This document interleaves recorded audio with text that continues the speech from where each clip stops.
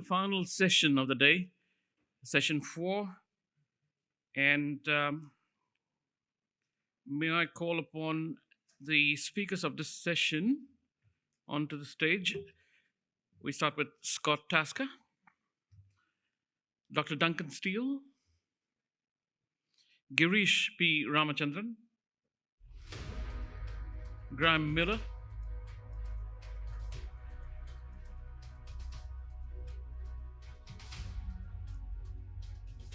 and I've got Girish P Ramachandran again. You got a doppelganger? No? You're all on? And finally, Sunil Kaushal, who will be the MC and moderator of the session. Can I have Sunil on stage, please?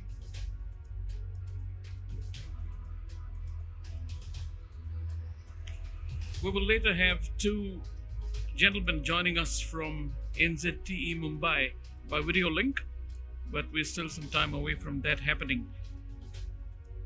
It's my pleasure to introduce Sunil. Sunil is one of the leading commentators in business, commerce, and international trade, particularly focusing on India. He has first-hand, on-the-ground experience.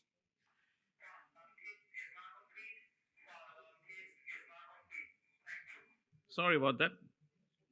Can I proceed?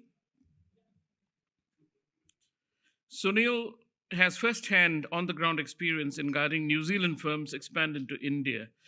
He is frequently invited by industry and academia for comments on New Zealand and India. He has held senior roles in the finance, education, and not-for-profit organizations in New Zealand. He is also in charge of key stakeholder relationships at INZBC. My pleasure to give you Sunil Kaushal.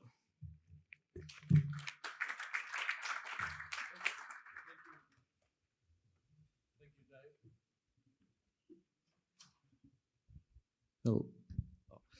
Thank you, Dave. Ladies and gentlemen, distinguished guest, His Excellency High Commissioner of India, Mr. Bhuktesh Pardeshi, the Chairman of INZBC, Samir Handa, Honorary Council, Bev Dillon, and ladies and gentlemen, it's my privilege to host the best in the exciting session of the day. I'm sure you're fully, headed up with coffee, caffeine, or a nice English breakfast tea.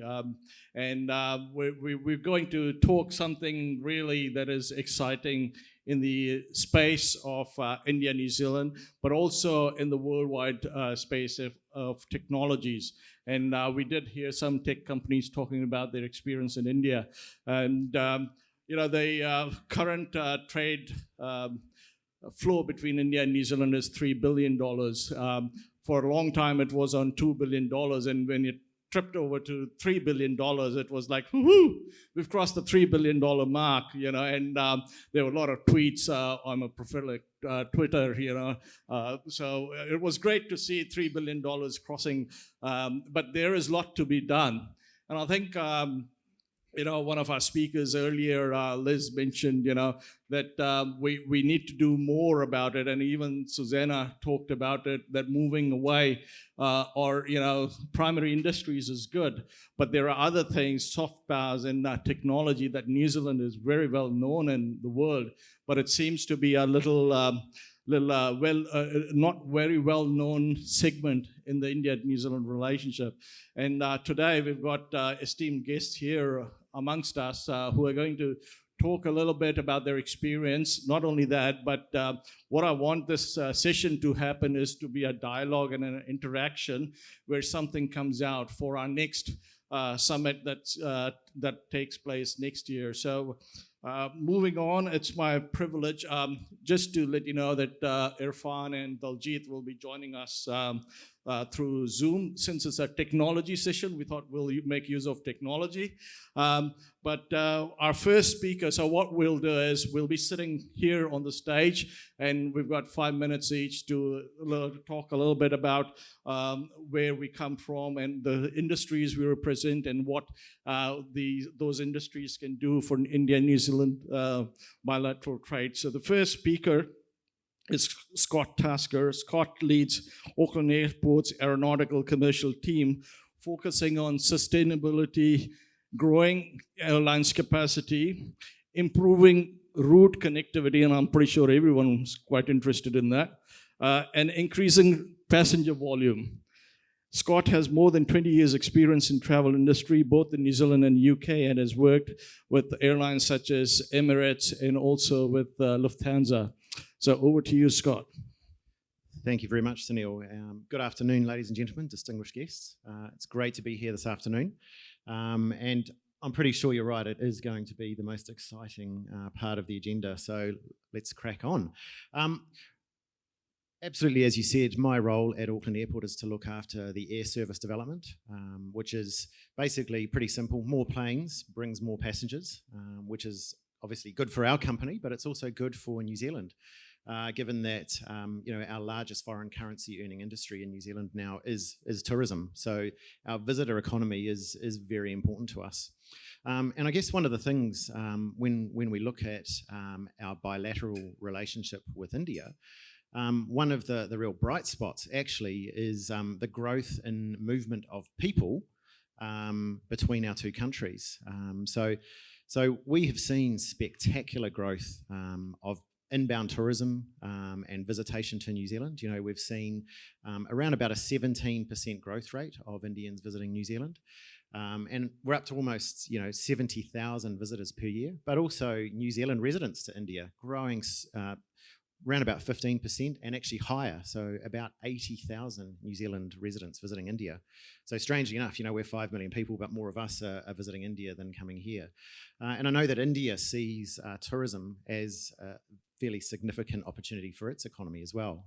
The Incredible India campaign is world class, as is the 100% Pure New Zealand campaign. So both of us are countries that have big tourism industries. What we're interested in is we're interested in ensuring that it is easy to travel between the two countries. Currently, of course, there are no direct air services between New Zealand and India. We are very, very well served with indirect connectivity through various Southeast Asian hubs. But we are now at the point where there's more than 140,000 passengers a year travelling between the two countries. And in fact, to Delhi alone, there's enough passengers per day to fill 2 777s, and these people are obviously flying through one-stop itineraries. So as far as the work that we're focused on, we're working with our airline partners to ensure that there's enough seats with the right airlines so that people can travel between the two countries, and that the people-to-people links, including visiting friends and family both ways, but also high-value tourists can flow both ways as well, which is interesting to both countries. What we would love to see one day, of course, is direct air connectivity between the two countries. We think that would be transformational, not only to tourism, but also just to business in general. The better the connectivity by air between the two countries, the easier it is to do business, if you can fly direct. But also, for high-value exports, high-value food exports, high-value technology exports, speed to market obviously is really important. So having dedicated belly hold capacity between the two countries would be quite useful as well. So I think, from an Auckland Airport perspective, we're really focused on the Indian market. We now have a staff member positioned in India, looking after our interests there. And we're continuing to work really closely with the New Zealand tourism industry, with airport partners in India as well, and also with the airlines to ensure that we can continue to grow the market. It feels like we're in a great place, but it feels like we've only started. India, I think, has 130 million annual passenger movements, international and domestic. And within about 20 years, it will reach the billion club. It'll be one of the 3 nations on Earth that has more than 1 billion passenger movements. So that's an exciting future. As that emerging Indian travel class starts to grow, it's a great opportunity for New Zealand, both from the perspective of visitation, but of course for all of the other great things that we can potentially export to India. And likewise, we know that the Indian Ministry of Tourism, who we met with recently in Delhi, are very keen to see more New Zealanders visit India, which is a fascinating destination, many countries in one. So it feels like we've made great progress, but it feels like there's a fantastic opportunity between our two countries to improve connectivity for the benefit of tourism, people-to-people contact, but also high-value trade as well. So that's my 5 minutes, I think. So thanks, Sunil. Thank you very much. Also joining us today is Duncan Steele. Dr. Duncan Steele is the Chief Systems Architect with Xerra. Duncan is employed by Xerra Earth Observation Institute with its headquarters in Alexandria, but is based in sunny Nelson, probably lifestyle. Engaged in space research for 40 years in the UK, USA, Australia, Sweden, Canada, and New Zealand. And he has worked for NASA, ESA, various university, observatory, and he also runs his own space consultancy. Over to you, Dr. Steele. Thanks very much, Sunil. Well, we were told this morning we shouldn't talk about astrology, Bollywood, or cricket. As an astronomer, I certainly won't talk about astrology. Bollywood, I was actually born within 5 meters of the back row of seats in a cinema, brought up in that cinema. So I won't talk about Bollywood. We unfortunately never showed any Bollywood movies. Cricket, yes, I'm going to show you a little movie I made talking about cinemas, and I'll talk a little bit about cricket. So if we could roll the movie, please, that would be good. So I work for a company called Xerra. It's like Terra, only with an X on the beginning. Somebody got paid a lot of money for coming up with that. So Xerra Earth Observation Institute. I want to talk to you about India in space and how India's fantastic achievements and expertise in space could assist New Zealand. So there is an Indian space research organization, ISRO. It's like NASA or ESA. It's currently got 59 operational satellites in Earth orbit, plus one orbiting the moon, plus one orbiting Mars.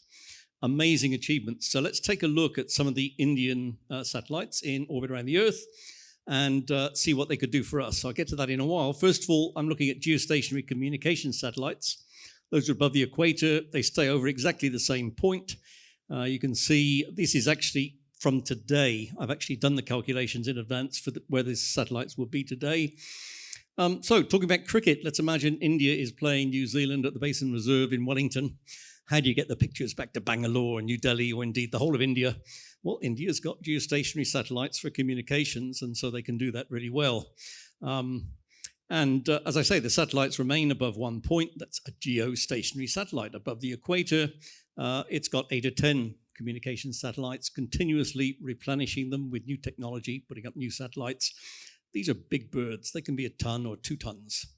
So they're the size of a minivan, and they're extremely powerful. That's just to tell you what sort of satellites are in geostationary orbit. That's a long way up, 35,800 kilometers above the equator.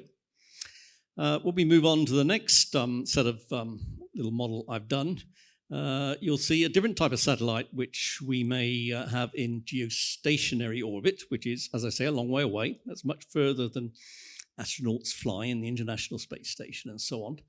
The other type of satellite you might have up there will be a meteorological or weather satellite, because then you can get imagery of the region you're interested in pretty well continuously. Only clouds get in the way, but that's part of the weather, so charting the clouds is a good thing to do.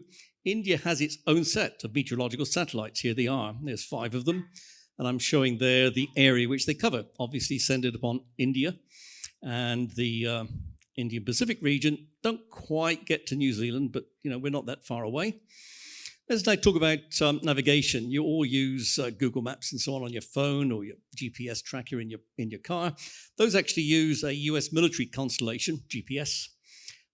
India actually has its own regional navigation satellite system, and here I've shown the orbits of those. Again, that's for earlier on today, or is it? Wait a minute, that on 13 hours. No, it's for about 6 o'clock this evening, so another couple of hours' time. That's where each of those satellites will be. Again, it's regional, so it's actually specifically set up for India to find your way around India with the maps, and it's more accurate than, say, the US GPS system. So what else can we do? Well, much lower down are low Earth orbit satellites, and there's a large number of these which India has in orbit around the Earth, and they return Earth observation data. So here's what India has in orbit.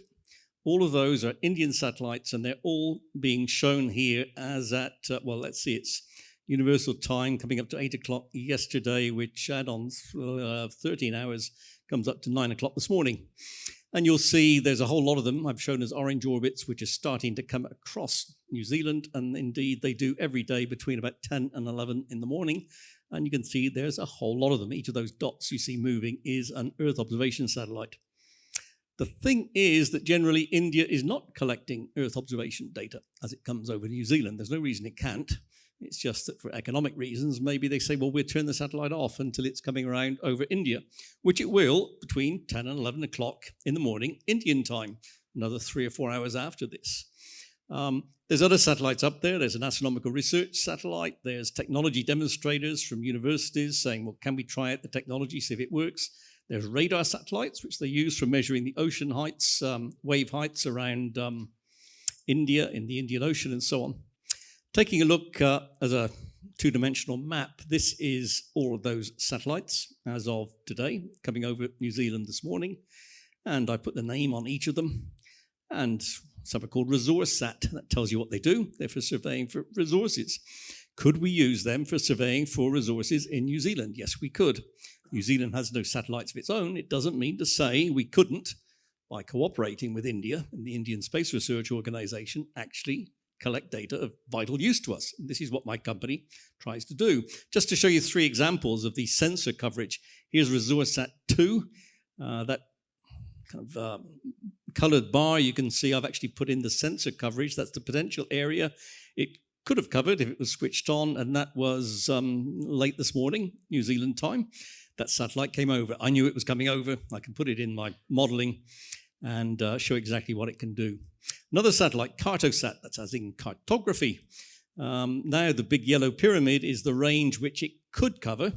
However, it just has a pencil beam which you can point at one particular place, and that violet covered beam pointing down is just showing you a particular location. It could have been mapping Wellington and a strip across the North Island.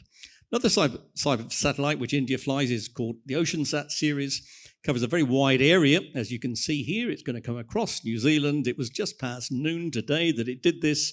That could have been telling us about the weather, if you like, around the Chatham Islands or down the East Coast. It could have been measuring the amount of chlorophyll in the ocean running out of our rivers, or it could be measuring the sediment running out of our rivers. So clearly, India has got space capabilities which could greatly benefit New Zealand. So the question is, how could we work together? Yes, we could have ground stations here. But we need some sort of agreement. We've now got a space agency here in New Zealand. India already has had one for a long time, ISRO, and that's what I'd like to see. I'd like to see New Zealand and India forming a partnership to our mutual benefit. Thank you. Thank you very much, Dr. Steele. I said to you, the best will be the last. So thanks very much for those satellite pictures. Moving on to our next speaker, who's just come straight from India this morning, another one of them. We are very privileged to have Koresh P Ramachandran. He's the president of the multinational Tata Consultancy Service, Asia Pacific. In his role, he is responsible for strategy, growth, and business operations in Australia, New Zealand, ASEAN, Greater China, Korea. Under his leadership, TCS Asia Pacific has consistently contributed to TCS industry-leading growth. And it's a privilege to have you, Girish, and over to you. Thank you, Sunil. First of all, it's a privilege for me to represent the Tata Group here. Thank you for the opportunity.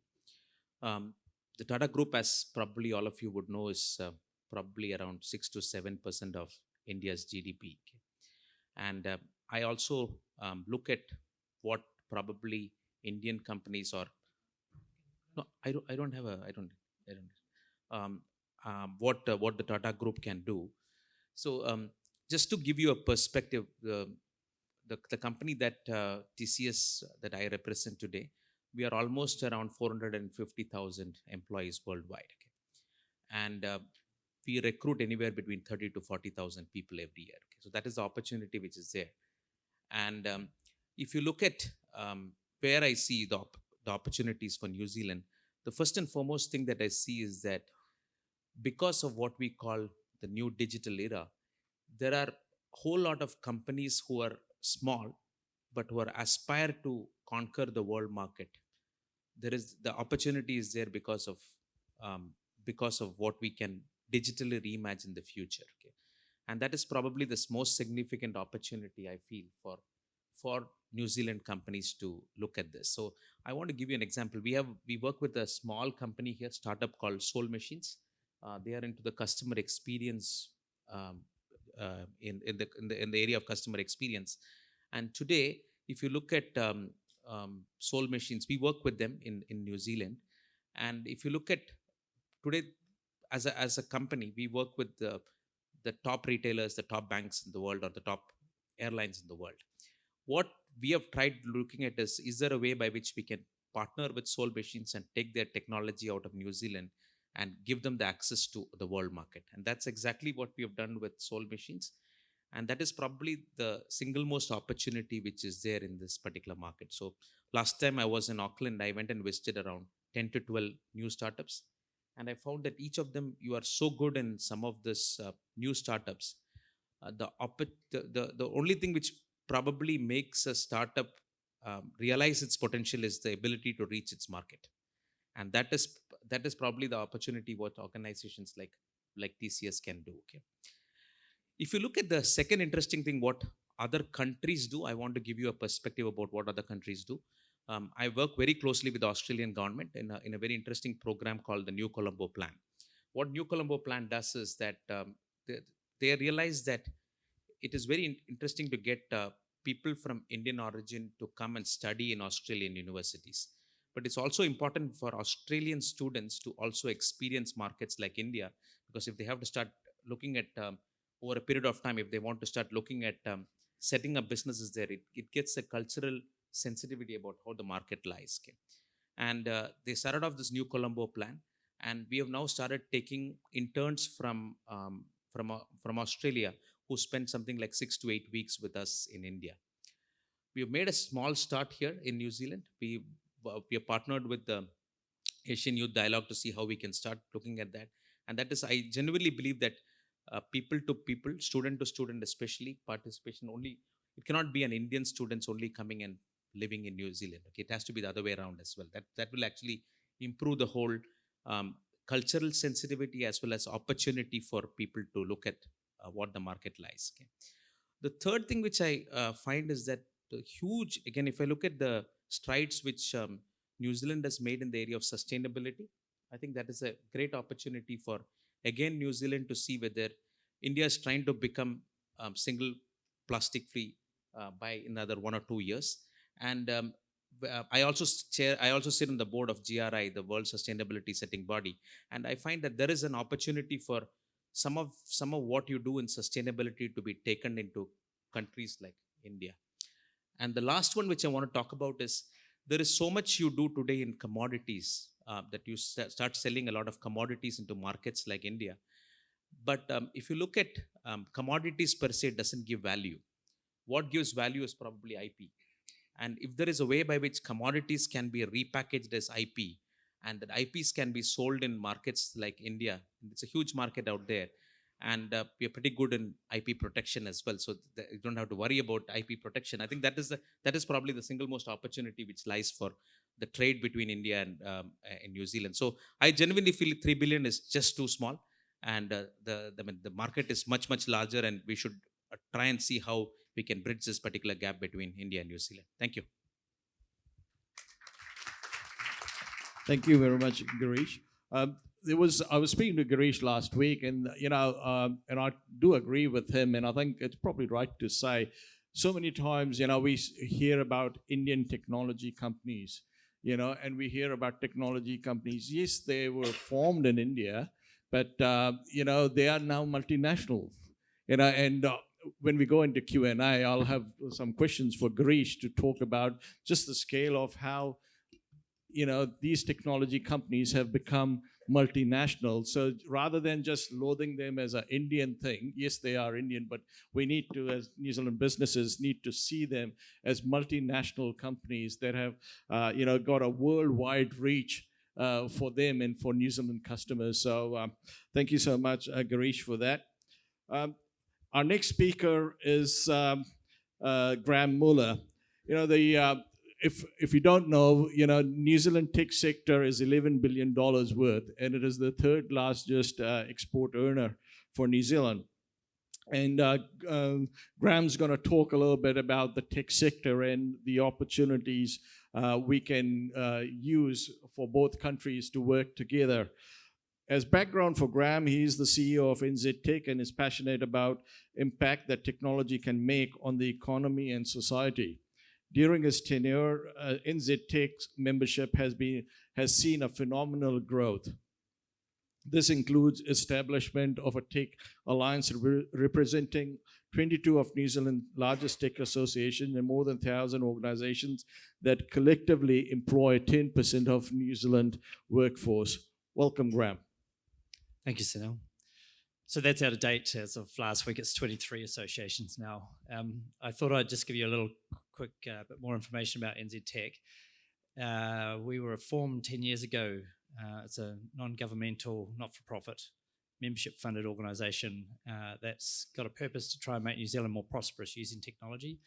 And we identified that there were lots and lots of groups trying to do these things, and we decided that the best way would be to work together. So kind of like in the lines of Star Alliance or something like that, we help them all connect up, use a centralised back end, so each association can do its own thing. Members can be part of one or many. And what that's done is it's helped highlight to organisations just how many tech firms there are in New Zealand. There's 21,000 of them, actually, and they employ over 100,000 Kiwis just in the IT side of things. But then what happened with New Zealand getting into this technology stuff is that a lot of our traditional sectors have discovered that technology is their future as well. And I think that's where we start to see some of the opportunity with India. For example, our membership base includes all the banks, and includes all the universities, includes all the big agribusinesses, Fonterra, Balance, Zespri, includes in New Zealand. So the tech sector in New Zealand is now no longer just about IT companies. And what's happening is that New Zealand is becoming quite rapidly a digital nation. And as we're doing that, we're discovering that the things we're going through, the things we're doing to improve New Zealand, whether it's economic or societal or environmental, are actually big problems internationally. And the relationship with India presents an opportunity to work together to help some of those things. We have a very deep and trusted science sector, but as Girish pointed out, we often struggle with growing our companies or commercializing them and growing them into international markets. And that's where partnership with which we're already seeing with these large organizations up in India is starting to pay some dividends. Unfortunately, at the moment, there's not a lot of tech trade done between the two countries, and it's still thought of very traditionally, where often the Indian firms approach New Zealand from a very traditional perspective, will come and help with some systems integration, some outsourcing, and then vice versa. The New Zealand firms look to the Indian market and to Indian tech sector as quite a traditional place to go to as well. However, it's these niche areas. New Zealand's awash with niche world leaders, and it's areas like agri-tech, where we've got a massive growth in the technologies to help our farmers deal with nitrogen and to deal with cleaner water and to deal with sensors on farms. And there's a strong growth in New Zealand with robotics in the farming sector as well, and in the horticultural sector. And these are all things that, whilst we're trying to solve our problems here locally, can be packaged up really nicely and partnered up into larger markets. At the moment, most of the attention from a NZ Inc. perspective tends to go to the typical markets from a tech perspective of the western states of the US, which is moving further into the US now, but up into UK to get into Europe and into Australia and a little bit into Singapore. And I think that's where we should be looking with the Indian opportunity, is what can we do with this data? What can we do with space? What can we do with agri-tech? What can we do with what we do well in New Zealand with fintech? how are we helping with societal changes and challenges, and what's our role in a big country like India as well. Thank you very much, Graeme. Really appreciate that. Now, as it is a tech and new innovative session, we are going to be joined now by two young people from Delhi, and from Mumbai, and they are sitting. Daljit is on your left, and Irfan is on your right. Good, guys. Can you hear us? Hello, Sunil. Cool. We've got Daljit and Irfan both sitting in NZTE office in Mumbai, and they're going to talk a little bit about what NZTE is seeing on the ground realities, and how it impacts New Zealand businesses. So just as a brief background for Daljit and Irfan, both of them are business development managers in South Asia with NZTE. Daljit holds a degree in civil engineering with an MBA in marketing prior to joining NZTE in 2008. Daljit has worked with a number of Scandinavian exporters for their market entry across various sectors. With NZTE, Daljit has worked with several New Zealand companies in their entry, growth, expansion stages across food and beverage, marine manufacturing, infrastructure, and defense sectors. While Irfan has led a supportive and various commercial initiatives to complement NZ customers, businesses in South Asia in their market entry and expansion related challenges in diverse sectors ranging from specialized manufacturing, pharma, dairy, agribusiness. For the India region, he has also led some initiatives on e-commerce preparedness for interested New Zealand exporters. Gentlemen, over to you. Thanks, Sunil, for this kind introduction, actually. It's been like, you actually described us in quite detail. Joining in from Mumbai, we just love to thank all the panel members, ladies and gentlemen. Just to give you a brief about what NZTE is, and I think most of you would know about NZTE, but we are a government organization present across 50 offices all across the globe, covering to around 100 countries. And then our role basically is to help New Zealand companies grow bigger, better, faster. And that's what we do. For any companies that we have, in India, we have two offices, one in Mumbai, one in Delhi. And we look at various sectors across the two offices, including information communication technology, manufacturing, food and beverage, health, aviation, and we got to talk about space technologies. We help them there. Geography that we cover across India, we look at all of India, we look at Sri Lanka, we look at Maldives, we look at Bangladesh and Nepal. That's what our basic broad role is. In terms of our execution as an organization in South Asia, it's largely India focused for a lot of New Zealand businesses. But we've also consciously started going out to the neighboring geographies. We are focusing a good 15-20% of our time into newer markets like Sri Lanka and Bangladesh. So we've been getting some good success, some good low-hanging fruit out there. Sri Lanka, particularly being an island economy, it's quite similar. A lot of New Zealand businesses find it easier to maybe get into a market like that, and then, of course, gradually expand to the neighboring region. So I think how we do it, that's one of the questions that you guys may have. It's on one-on-one basis. We love to work with companies who come to us and talk about the opportunity that they are offering, and we love them to connect with various kind of options. We also look at various kind of workshops that we do in India, which would mean that companies can come to us and look at deep diving into those understanding of the market here, where we talk about making them understand the regulatory framework, the GST laws, the labor laws in India. And also we do host some trade missions across different countries. For example, we've had a mission in Sri Lanka recently last year, and then we will be hosting a couple of missions coming in. How do aspiring exporters get in touch with us? So essentially, we have a structure in place, a process in place.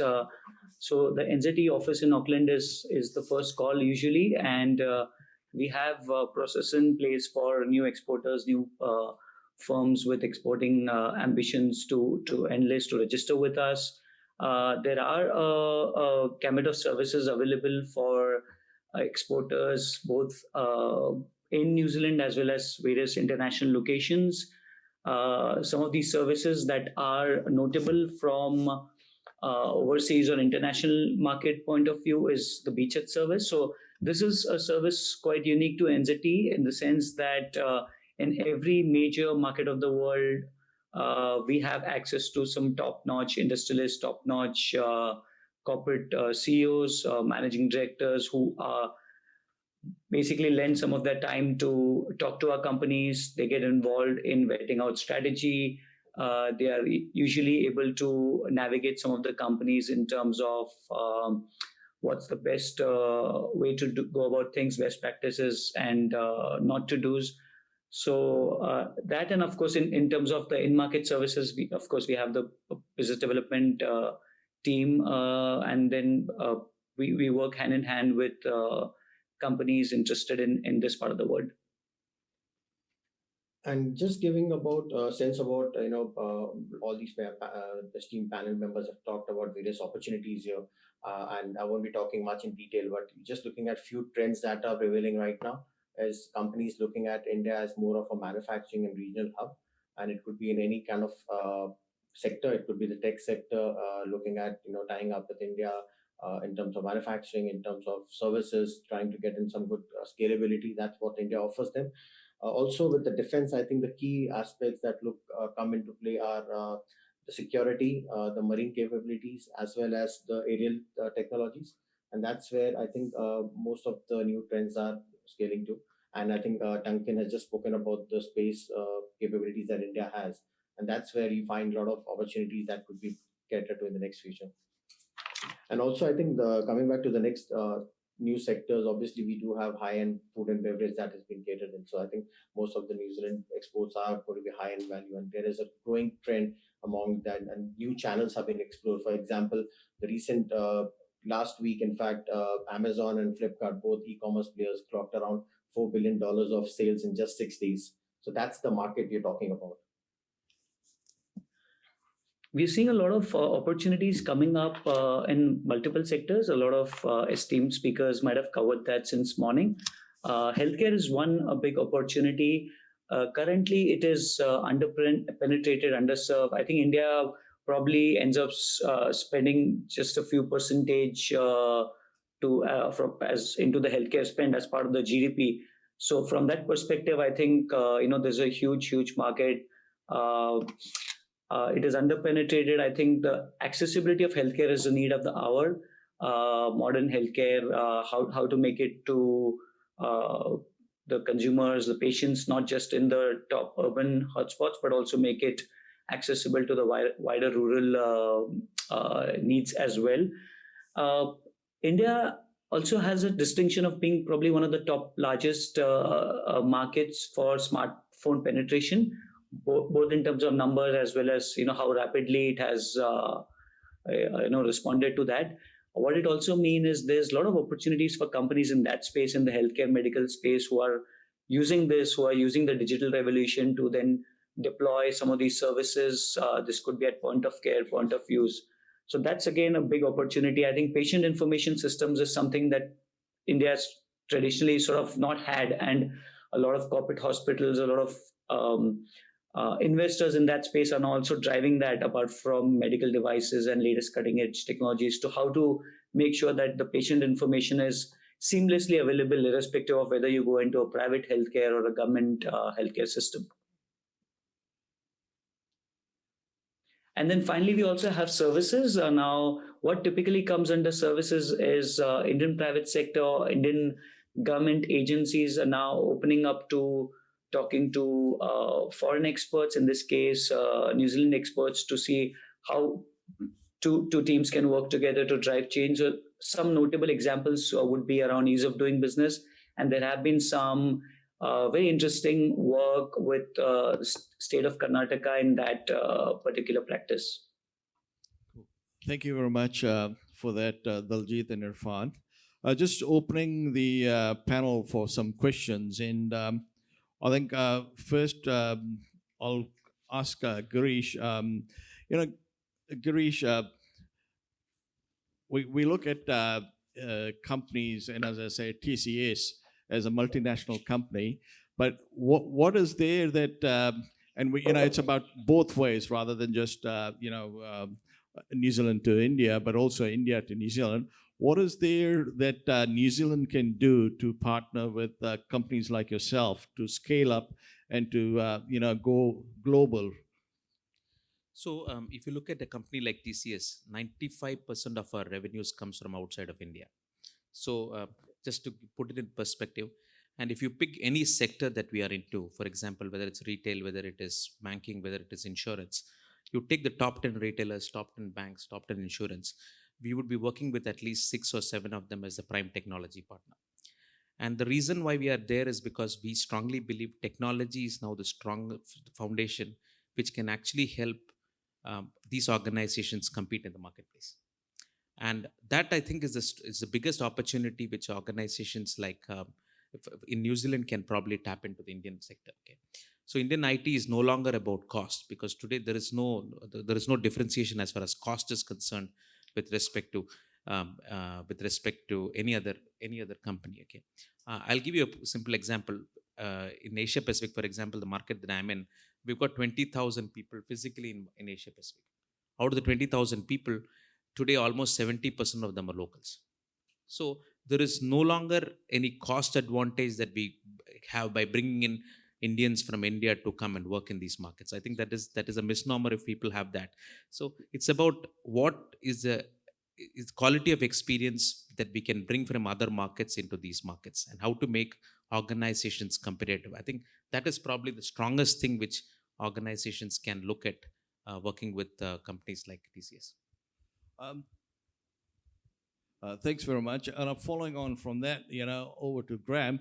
Graeme, many times it becomes a little bit of a political thing, companies like TCS, helping New Zealand companies grow and, doing at a faster rate. Then there is a question of, they're stealing our jobs, Is that true? Or is there certainly a lack or, truly a lack of skills in New Zealand that companies like TCS and others can help us with that to be competitive on the global stage and expand? And I'm not talking just about services. I'm talking about, innovation and other things that go with it. Well, I don't find that there's a perception anymore about Indian companies stealing jobs. I think that's the historical view when we're in the deep outsourcing era. I think what's missing is identifying the opportunity that these companies offer us as New Zealand exporters, as really well attached channels into lots of markets and large organisations. And I think the example with the work that TCS have been doing with their, can't remember what you call it, but their sort of startup ecosystem. And when a company qualifies, like Soul Machines has recently, to be part of that network, it's quite a process to get in there. But then they get, without any equity being taken, they get access and support right across the ecosystem that TCS deals with, its customer base. TCS are providing innovation into their customers, which they know that even though they've got like a quarter of the world's population on their staff, they don't own all the IP and all the best ideas. So they've created a system to work with companies with good ideas, small companies, and help them get into large markets. So there are multiple organizations doing that sort of stuff. And I think in New Zealand, we haven't really grasped the opportunity of that yet. And it's not been systematic. It's been on an ad hoc basis. So there's huge opportunity there. On the talent side, I mean, just to give you a sense, we need a lot of tech talent in New Zealand, and globally there's a shortage. But in New Zealand, we created a couple of years ago, when we last did the numbers, we created 14,000 new jobs in the tech sector, of which we created 5,050 out of computer science graduates out of our universities. So the rest had to be imported. And so having good relationships with countries that have got good tech education systems is essential as well. Thanks very much. Hopefully, one line. I mean, not many people would know, but last year, for example, where jobs is very important, especially the US market is concerned, we were the largest recruiter in the US market. We were the largest net we added much more jobs than any other US company in the US. Okay? Not many people do know. For example, we are the largest private sector employer in the UK, the Tata Group.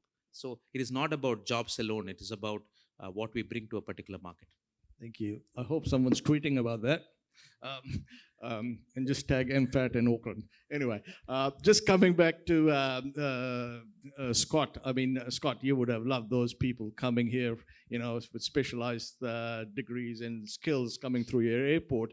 But you've recently been to India. You know, and your obviously mission was there to promote aviation and tourism. What are the possibilities? I mean, I know it's an age-old question of you know, direct flights, etc. But my question to you around direct flights is, you know, what changes did you see when other countries started having direct flights?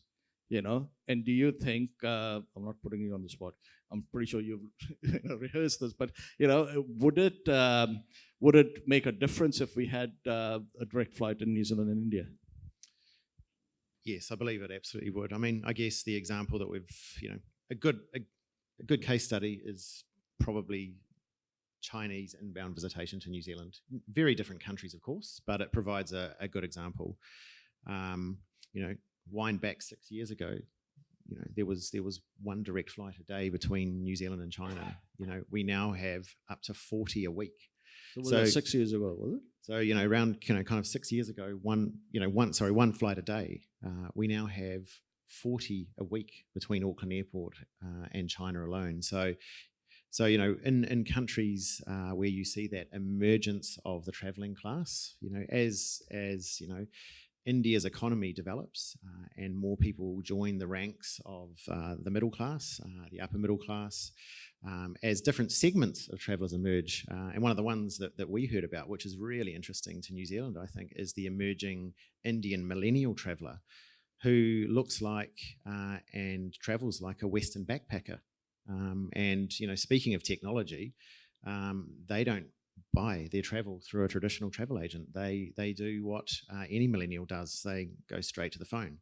So really important that as a destination, we understand that India will first of all be very different to China or the US, and that we adapt our offering. We use different technology platforms, different channels to market.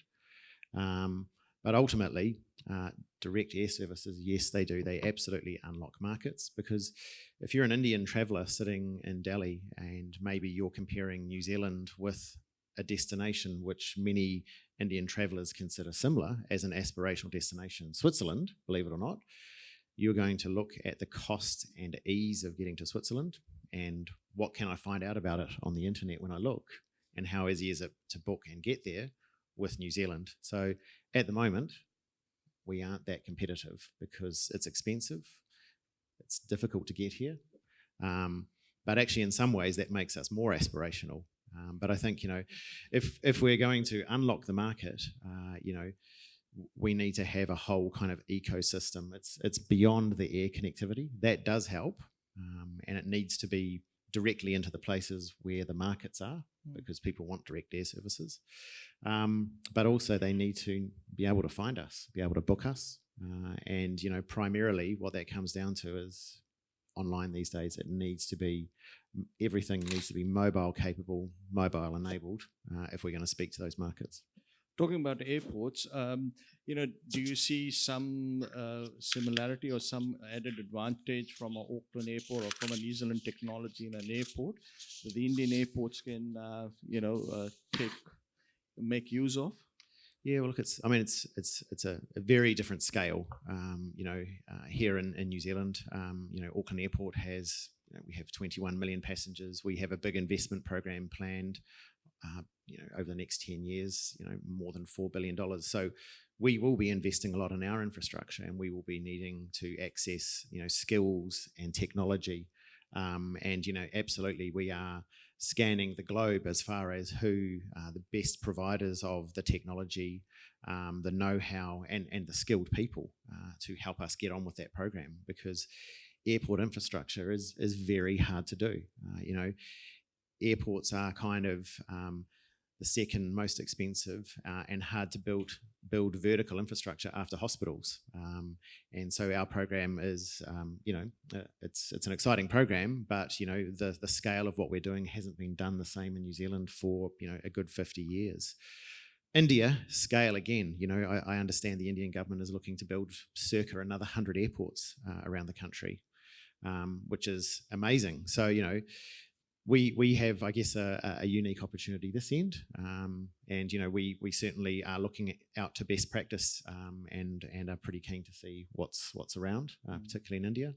But also, there are a number of technology, engineering, and know-how suppliers here in New Zealand in the airport sector, who I know are looking very closely at India because there's a significant opportunity there for sure. Duncan, you gave a really good presentation around satellites and mapping, etc. We know that India is also very keen in the space technology space sector. What do you think, or from your experience, what are the key areas that both countries can collaborate and maybe have a memorandum of understanding between both countries? I'm not sure if there was one technology MOU that might have expired, but yeah.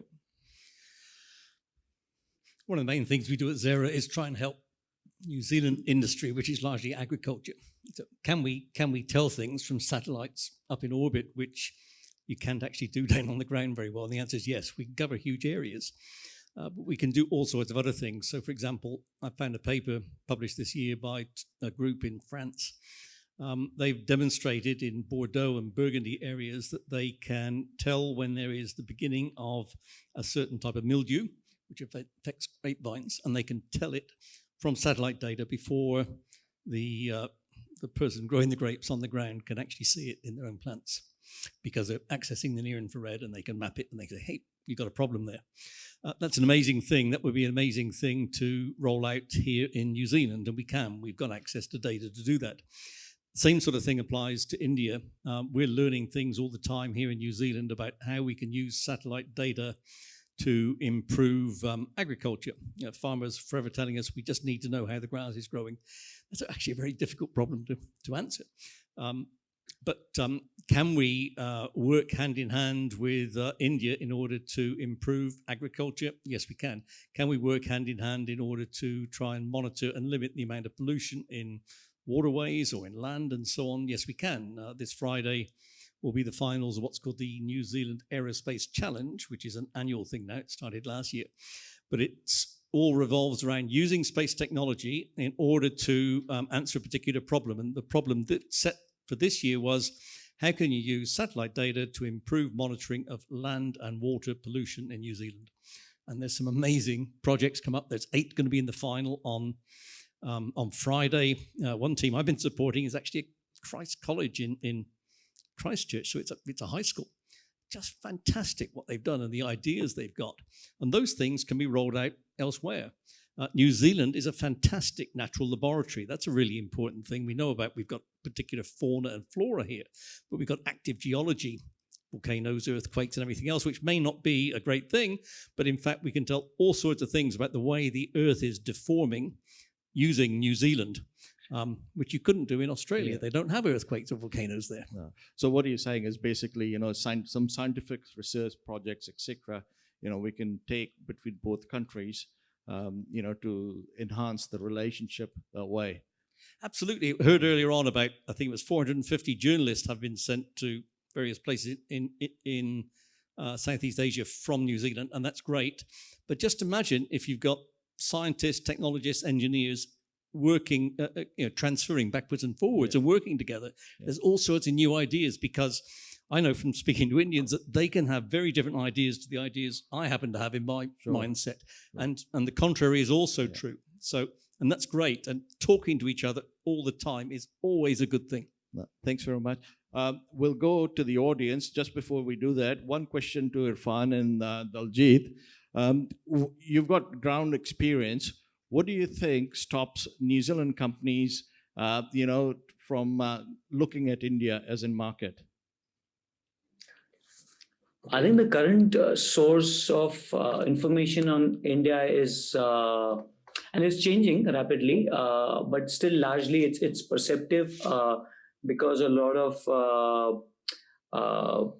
business people haven't traveled to India as an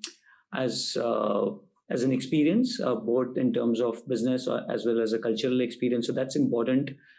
We've seen traditionally a lot of exporting companies haven't visited the market but have signed partnerships or agreements, sitting in the offices, and that usually doesn't take off. So I think to us, we always encourage people to come and spend some time in the country, travel across, meet people. I think that's really fundamental to business.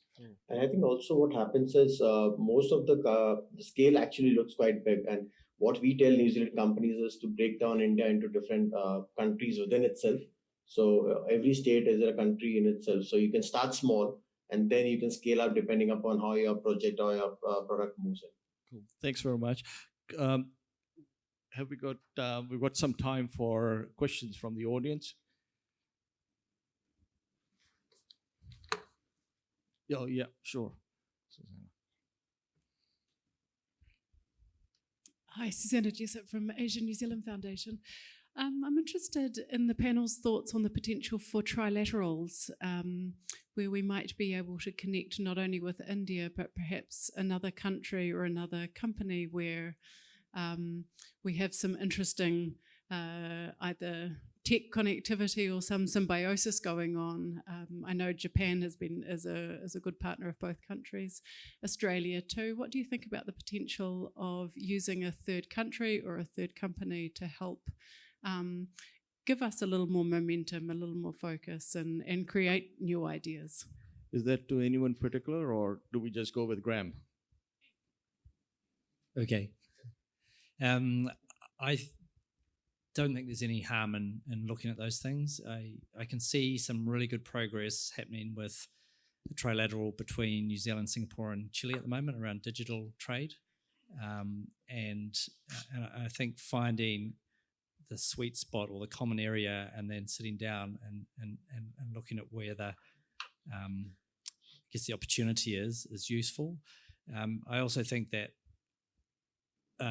government works at about 1/5 the pace of business.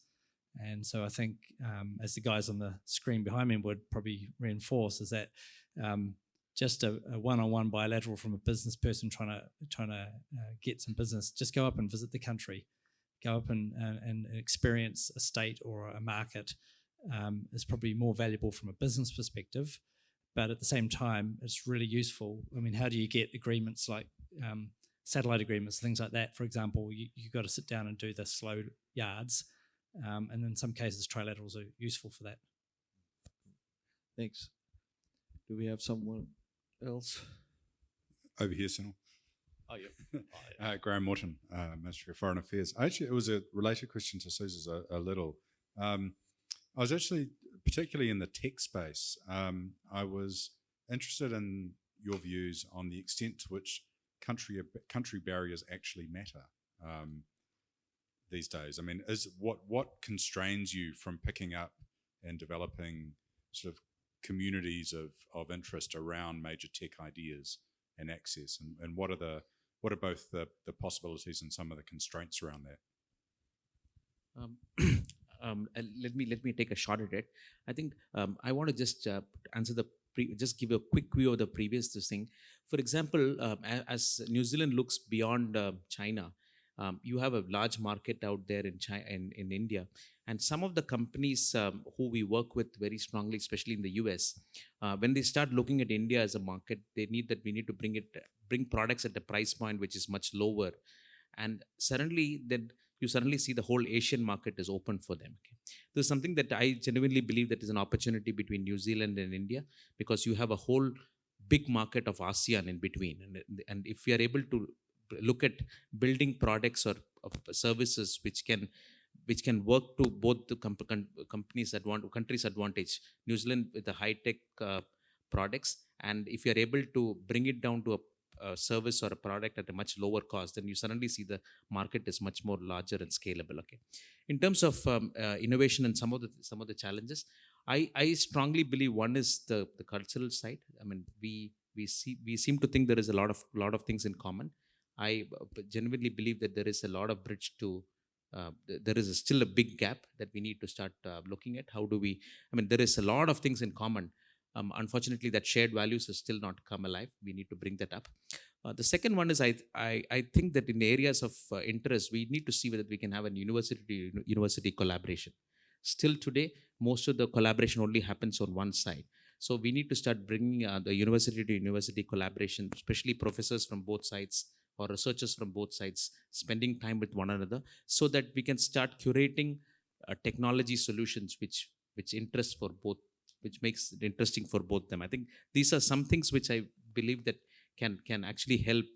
And I also on the legal side, I think legally probably we have more or less adopted the Commonwealth system, so there is quite a lot of things in common. Not to say that it's easier to do in business India. It's tough even for a Tata group to do business in India. But I think once you get it right, then the market is open for around 1 billion plus people. Thank you.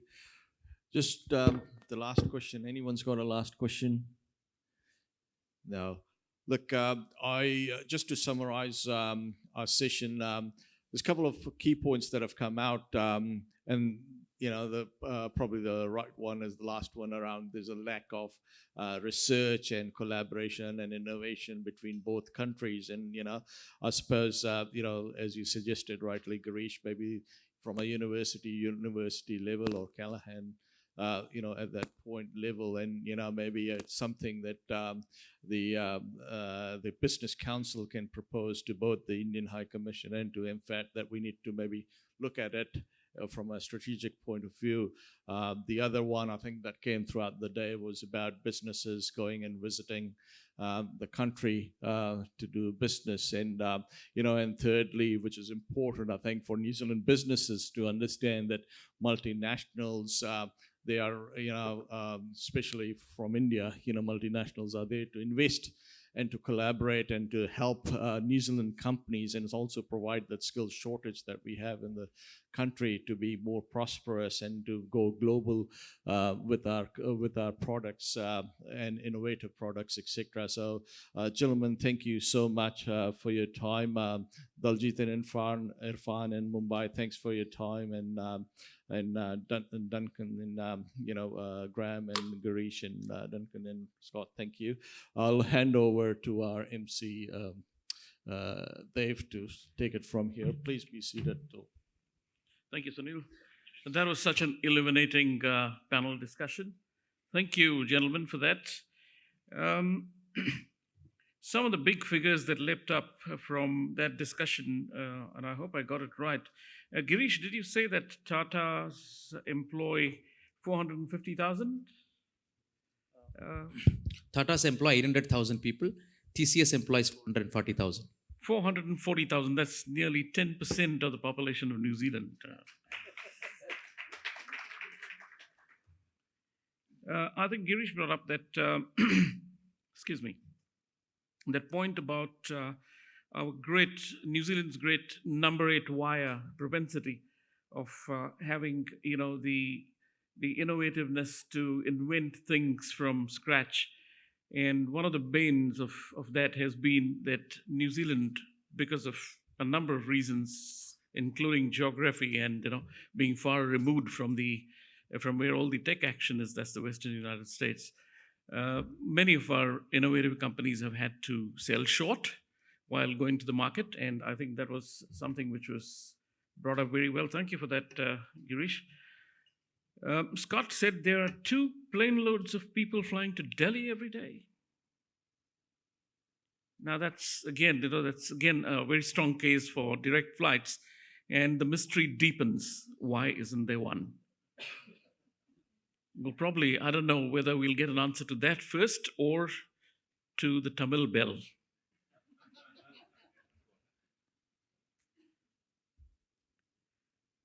Dr. Duncan Steele's, I was absolutely mesmerized by those slides, and it was fantastic looking at all the satellite parts. And there's a virtual traffic jam, if you saw, up there in the skies. And he began by saying that, we were not, somebody had said that we're not supposed to talk about astronomy or Bollywood, astrology and Bollywood. But Dr. Steele, whether it's astronomy, astrology, or Bollywood, it's all about the stars.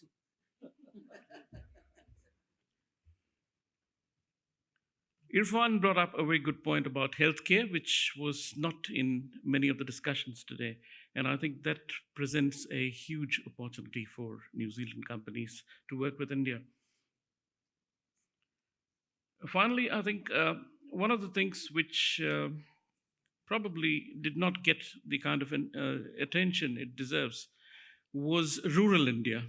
We talked about urban and semi-urban India, but the opportunity in rural India, because rural India also has its own number 8 wire propensity, lots of things. It's called the Indian Jugaad, where things are invented just out of hat. So that's another place where I think New Zealand can collaborate. At this point, I'd like to acknowledge 2 people who have come here from India. And we're grateful to have Anurag Sharma, former New Zealand Parliamentary Services. Please acknowledge. He currently runs a network of 26 schools in 7 countries. And welcome, Anurag. And Mr. Sandeep Kumar. Can we...